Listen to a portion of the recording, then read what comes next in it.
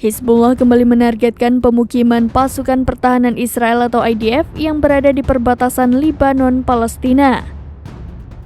Kali ini Hizbullah menggunakan senjata seperti bola api untuk menyerang pemukiman tentara Israel di Afifim.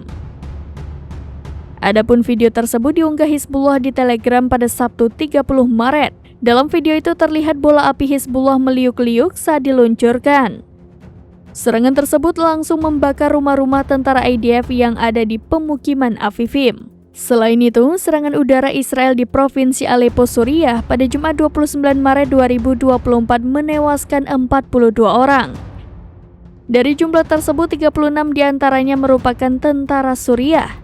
Ini merupakan jumlah korban paling banyak bagi tentara sejak perang Israel-Hamas dimulai. Dilansir Al Arabiya, serangan Israel menargetkan gudang roket milik Hizbullah di dekat Bandara Aleppo, Suriah. Namun, serangan justru menewaskan personil militer hingga warga sipil.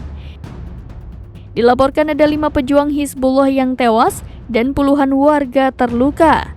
Kementerian Pertahanan Suriah juga telah mengonfirmasi laporan tersebut meski tidak menyebutkan jumlah pasti korban.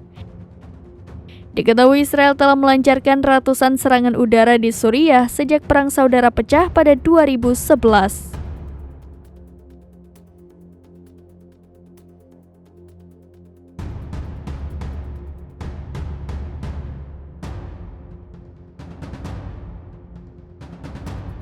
Download Tribun X sekarang, menghadirkan lokal menjadi Indonesia.